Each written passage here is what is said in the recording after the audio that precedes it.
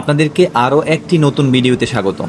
আজকের এই ভিডিওতে খুব সহজ এবং সিম্পল উপায়ে আমি তুলে ধরব কিভাবে আপনারা ফিফি আইল্যান্ড ট্যুর করবেন, কোন রিলায়েবল সোর্স থেকে প্যাকেজ কিনবেন, প্যাকেজের মধ্যে কি কি ইনক্লুড করবেন, কি কি ইনক্লুড করবেন না, খরচ কত পড়বে, কত সময়ের জন্য ট্যুর প্যাকেজ নেবেন এবং কি কি সেফটি মেজার্স নেবেন, কখন ভিজিট করবেন এবং কখন সবচেয়ে দুর্দান্ত ফিফি আইল্যান্ডের সৌন্দর্য দেখা যায় ইত্যাদি সবকিছু উল্লেখ করতে চাই। থাইল্যান্ড ভ্রমণ সিরিজের বেশ কিছু ভিডিও ইতিমধ্যে আমার চ্যানেলে আপলোড করা হয়েছে, আপনারা চাইলে এই ভিডিওর প্লেলিস্ট থেকেও সেগুলো দেখে আসতে পারেন। আশা করছি আপনার থাইল্যান্ড ভ্রমণ খুব সুন্দর, সহজ এবং নিরাপদ হবে। তাহলে চলুন শুরু করি।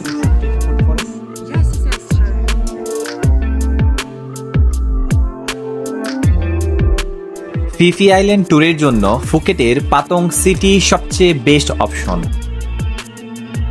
আপনি যদি ফুকেটের পাতং শহরে অবস্থান করেন, সেখান থেকে খুব সহজেই আপনারা ফিফি আইল্যান্ড সহ অন্যান্য সকল আইল্যান্ডের ট্যুর করতে পারবেন এবং খুব রিজনেবল প্রাইসেই ট্যুর করতে পারবেন।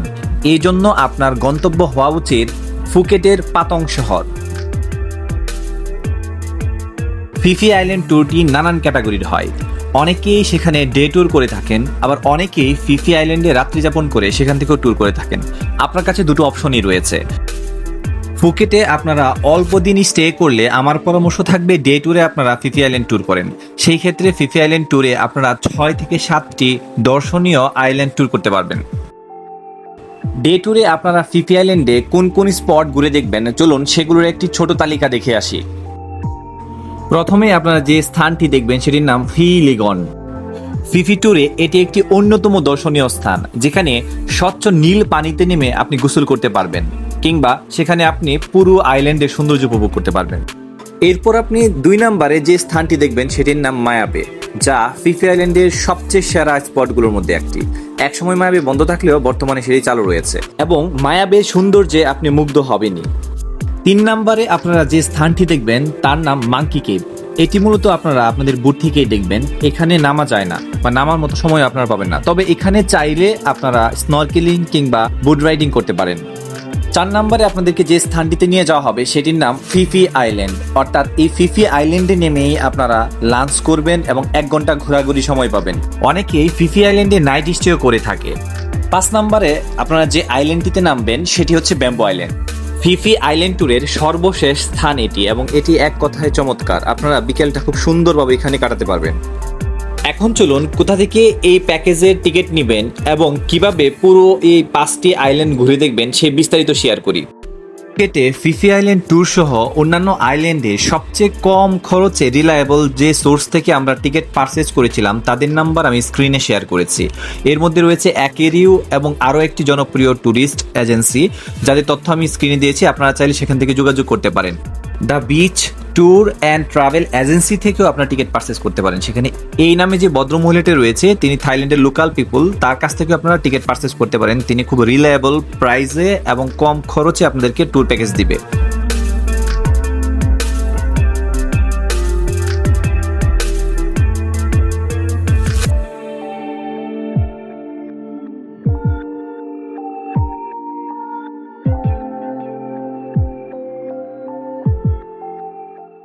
এখন চলুন ফিফি আইল্যান্ড ভ্রমণ সংক্রান্ত বিস্তারিত যাবতীয় তথ্য ডিটেলসে জেনে নেই।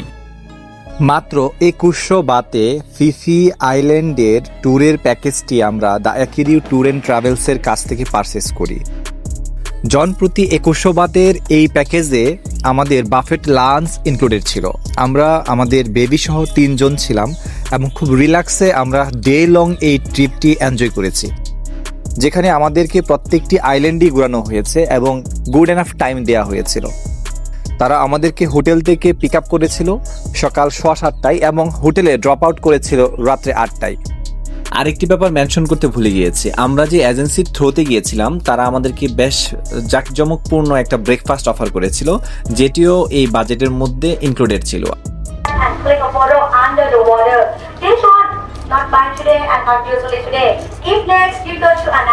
যাই হোক, জেটিঘাটে পৌঁছে আমরা প্রথমেই গাইডের কাছ থেকে ট্যুরের ইনস্ট্রাকশন বুঝে নিই, কেননা যেহেতু আপনি আইল্যান্ডে ট্রিপ দিতে যাচ্ছেন সেখানে বেশ কিছু নিয়ম আপনাকে মানতে হবে।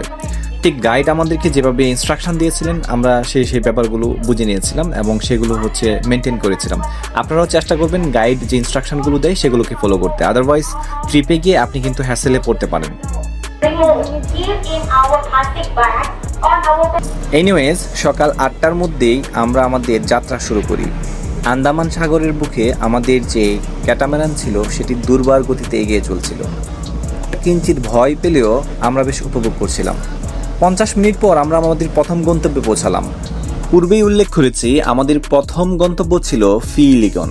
এক কথায় এটি দুর্দান্ত একটি প্লেস। তবে ফিলিগন ভ্রমণের ক্ষেত্রে কিছু হিডেন ব্যাপার আছে যেটি ট্যুর এজেন্সি আপনাকে শেয়ার করবে না, আমি শেয়ার করে দিচ্ছি। ফিলিগনের প্রকৃত সৌন্দর্য পেতে হলে আপনাদের ক্যাটামারান থেকে নেমে লং ট্রেল বোট অথবা শর্ট ট্রেল বোটে যেতে হবে। বেসিক্যালি ক্যাটামারান কিংবা স্পিড বোট যেটা দিয়ে আপনি আইল্যান্ড ট্যুর করেন না কেন, সেই ক্যাটামারান বা স্পিড বোটগুলো ফিলিগনের ইন্টারনাল পার্টে প্রবেশ করে না। সো দ্যাটস ওয়াই আপনারা যারা ফিলিগন দেখতে যাবেন আমি সাজেস্ট করব 400 বাদ করে পড়বে জন প্রতি। 800 বাদ দিয়ে আপনারা 2 জন খুব সহজেই লং ট্রেল বোটে 1 ঘন্টা সময় নিয়ে ফিলিগনের প্রকৃত সৌন্দর্য উপভোগ করতে পারবেন। আদারওয়াইজ এই স্পটের যে সৌন্দর্য সেটা আপনারা কিছুই দেখতে পারবেন না, কারণ যেই স্থানটিতে আপনাদের বোট বা আপনাদের ক্যাটামারান গিয়ে থামবে সেখানে স্নরকেলিং করার জন্য বা স্কুবা ড্রাইভিং করার জন্য আপনাদেরকে সুযোগ দিবে। ঠিক ওই সময়টাতেই যারা চায় তারা হচ্ছে আলাদাভাবে লং ট্রেল বোট ভাড়া করে ফিলিগনের প্রকৃত সৌন্দর্য উপভোগ করে। আমরা ঠিক সেটাই করেছিলাম। দেখুন কি চমৎকার স্থান, এক কথায় অসাধারণ।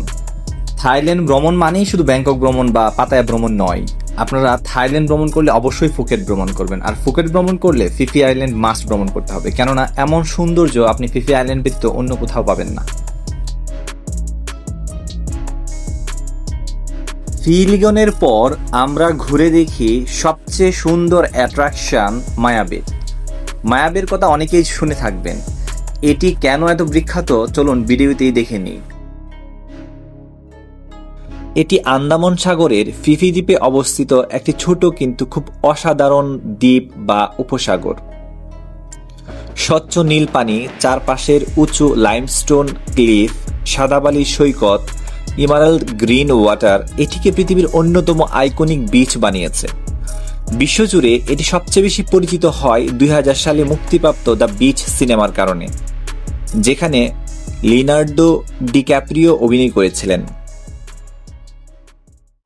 দ্য বিচ সিনেমার পর মায়াবে বিশ্বব্যাপী ভাইরাল ট্যুরিস্ট ডেস্টিনেশন হয়ে যায়।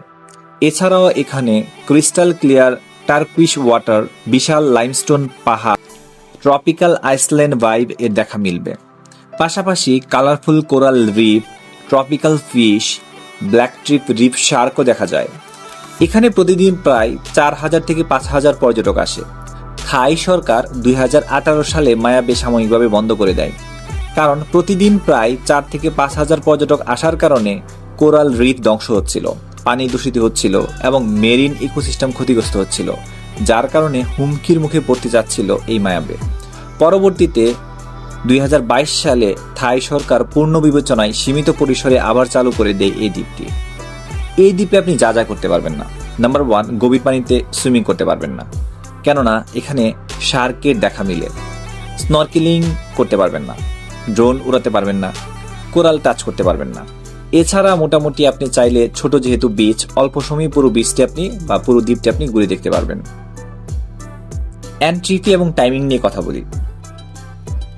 বিদেশিদের জন্য এখানে ন্যাশনাল পার্ক ফি বলে একটা ফি থাকে, যেটা 300 থেকে 400 বাতের কাছাকাছি। আমার পরামর্শ থাকবে আপনি যেখান থেকে ট্যুর প্যাকেজ নেবেন তাদেরকে ক্লিয়ার করে বলবেন আপনি ন্যাশনাল পার্ক ফি বলে কোনো ফি দিবেন না, যা করার এর ভিতরেই করতে, তাহলে আপনি নির্ভেজাল এবং খুব সহজে সকল আইল্যান্ড ভ্রমণ করতে পারবেন। তারা এটিকে অন্তর্ভুক্ত করে আপনার প্যাকেজ সাজিয়ে দিবেন। তাছাড়াও আপনি চাইলে আলাদাভাবে প্যাকেজের বাহিরেও এই ফিটি প্রদান করতে পারেন। সেক্ষেত্রে অ্যাডাল্টদের জন্য 300 বাত এবং চাইল্ডদের জন্য 200 বাত চার্জ প্রযোজ্য হয়। আনুমানিক 1 থেকে 1.5 ঘন্টা সময় এখানে আপনি থাকার অনুমতি পাবেন। বেস্ট সিজন যদি নিয়ে বলি, নভেম্বর থেকে এপ্রিল মাস সবচেয়ে বেস্ট। আপনারা চাইলে এই ঈদের পরপরও ঘুরতে যেতে পারেন, তখন আকাশ হয়তোবা পরিষ্কার পাবেন, সাগর কিছুটা উত্তাল থাকবে, বাট মায়াবেই থাকবে। এই দ্বীপের সৌন্দর্য অতুলনীয়। এছাড়াও আপনারা চাইলে সকালবেলা 7:30 থেকে 9টার মধ্যে সেখানে গেলে সবচেয়ে বেস্ট ওয়েদার পাবেন, কারণ তখন সেখানে এত ক্রাউড থাকে না, খুব সুন্দর ছবি আসে এবং একই সাথে গরম বা তাপেরও কোনো প্রভাব থাকে না। আপনারা হয়তো অনেকেই অবগত নন, থাইল্যান্ডের গড় তাপমাত্রা কিন্তু বাংলাদেশ বা আমাদের মতো আবহাওয়ার দেশগুলোর চেয়ে অনেক বেশি। নর্মাল সিজনেই বা শীতকালেই থাইল্যান্ডের তাপমাত্রা মোটামুটি 26 থেকে 28 ডিগ্রি থাকে, যেটি এপ্রিল বা মেতে গিয়ে প্রায় 30-35 আরো বেশি উপরে ওঠে। সো এই ক্ষেত্রে আপনাদের একটু পূর্ব সতর্কতা অবলম্বন করতে হবে। তবে আপনারা চাইলে বছরের যে কোনো সময় থাইল্যান্ড ভ্রমণ করতে পারেন। থাইল্যান্ড ভ্রমণ খুবই নিরাপদ এবং আরামদায়ক।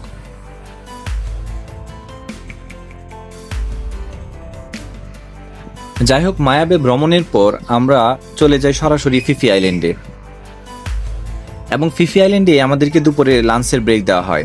এখানে মোট 1 ঘন্টা সময় আমাদেরকে দেওয়া হয়। আমরা খুব দ্রুত লাঞ্চ শেষ করে পুরো ফিফি আইল্যান্ডটা খুব অল্প সময়ে একটু ঘুরে দেখি। আপনারা চাইলে ফিফি আইল্যান্ডে থেকেও এই ট্যুরটি করতে পারেন। অনেকেই ফিফি আইল্যান্ডে নাইট স্টে করে এখান থেকে বিভিন্ন আইল্যান্ড ঘুরে দেখে। তবে আপনারা যদি ডে ট্যুরে যান তাহলে আমি বলবো আপনারা অল্প সময়ে ফিফি আইল্যান্ডটা ঘুরে দেখতে পারেন। আরও একটি গুরুত্বপূর্ণ তথ্য হচ্ছে, আপনারা চাইলে ফিফি আইল্যান্ড থেকেও কেনাকাটা করতে পারবেন। আপনাদের কাছে মনেই হবে না যে আপনারা একটি আইল্যান্ডে আছেন, কেননা ফিফি আইল্যান্ড এত গুছানো এবং এত সুন্দর যে সেখানে যাওয়ার পর আপনি একেবারেই মুগ্ধ হয়ে যাবেন। লাকিলি আমরা ফিফি আইল্যান্ডে 1 ঘন্টারও বেশি সময় পেয়েছিলাম, যার ফলে আমরা ফিফি আইল্যান্ডের বিভিন্ন দিক ঘুরে দেখেছি। আমাদের কাছে সত্যি বলতে খুব ভালো লেগেছে।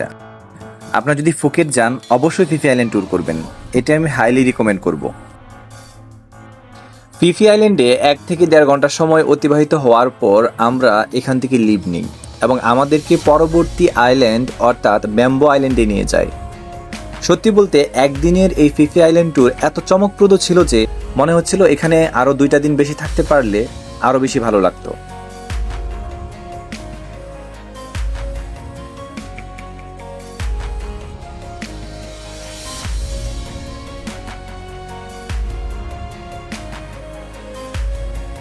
যাই হোক, মায়াবে থেকে লিভ নেওয়ার সময় আপনারা আরও একটি স্পট দেখতে পাবেন, যেটি আমি বলতে ভুলে গিয়েছিলাম। তার নাম মাঙ্কি কেভ। মাঙ্কি কেভও খুব সুন্দর একটি জায়গা। এখানে নেমে আপনি ভিতরটা দেখতে পারবেন, বাট এখানে তারা আমাদেরকে নামায়নি। আপনারা চাইলে লং ট্রেল বোর্ড অথবা ছোট বোট করে এখানে নেমে ফটোশ্যুট করতে পারেন। জায়গাটা খুবই সুন্দর এবং এটার একটি বিখ্যাত হিস্ট্রি আছে। বেশ দীর্ঘ পুরনো এই স্থানটিকে এখন ট্যুরিস্ট কর্তৃপক্ষ নানানভাবে টিকিয়ে রাখার চেষ্টা করছে।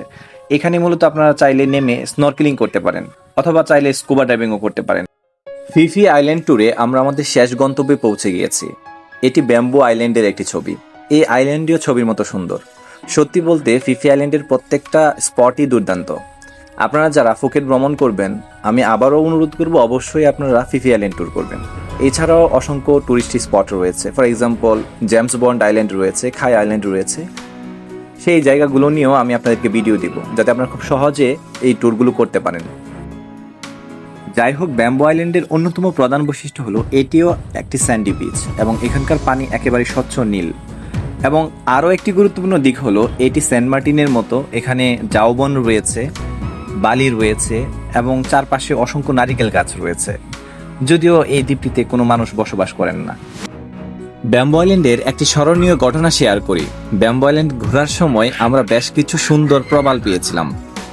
সেই প্রবালগুলো থেকে কয়েকটি আমরা হাতে নিয়েছিলাম, কিন্তু থাইল্যান্ড ট্যুরিস্ট কর্তৃপক্ষ এতটাই সচেতন যে আমাদেরকে 2 থেকে 3টি ছোট ছোট কোরালও হাতে করে আনতে দেয়নি।